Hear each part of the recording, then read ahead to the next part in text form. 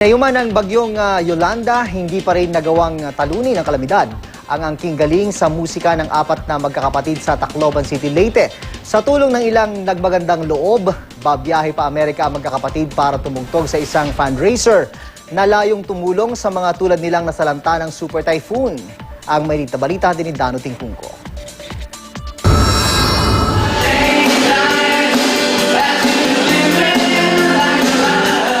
Sa susunod na linggo mula sa mga bar sa Metro Manila, ang bandang Rio Brothers na mula pa sa Tacloban, kakanta sa Madison Square Garden sa New York City sa Amerika bilang bahagi ng isang fundraiser para sa mga biktima ng bagyong Yolanda.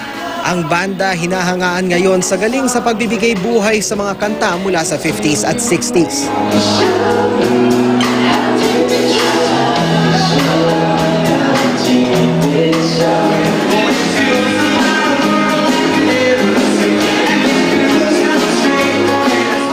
Pero ang daan tungo sa tagumpay ng magkakapatid na Rino, RJ, Raymart at Ralph, trahedya ang nagpanday.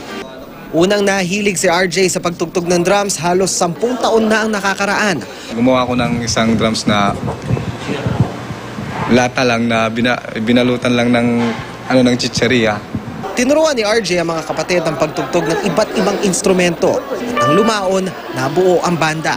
Akong nahuli. Kasi nainggit na ako sa kanila. Lahat sila marunong gumamit ng instrumento, marunong mag-drums ito. Yun na, tinitingnan ko sila na nagputuro agad ako.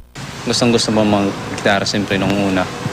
Parang isang malaking kahiligan yung pagigitara. Naging mabenta sa mga kasal, binyag at iba pang okasyon ang musika nilang 50s at 60s music.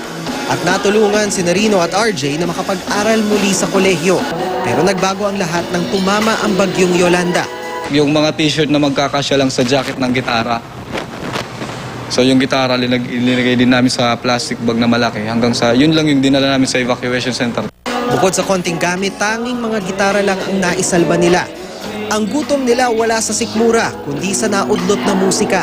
Pero sino pa ang tutugtugan sa bayang bingi sa katahimikan? Kaya nagpa siya makipagsapalaran sa Maynila sa tulong ng isang kababayang minsan nilang napahanga sa isang party. Pag-apak ng Maynila, isang audition ang magbabago sa kanilang buhay. Yung caliber ng performance, no? At saka they're very charming on stage, eh. So skillful, so young, and so polished, no? Naipakilala ang banda sa kompositor at may-ari ng restaurant na si Rani Raimundo. This was more than good. They were fantastic, you know. When they played their sound check, it sounded like a CD. Ang mga humanga sa galing nila sa musika, naantig din sa kwento ng magkakapatid, kaya nag-ambag para sa kanila. Ngayon, kaliwat kanan na ang gigs ng magkakapatid. Ilang promoter na rin daw ang lumapit sa kanila at plano silang dalhin sa Liverpool sa Inglaterra kung saan galing ang The Beatles. May ilan na rin kinakasang gig ang banda sa Japan, Italy at Germany.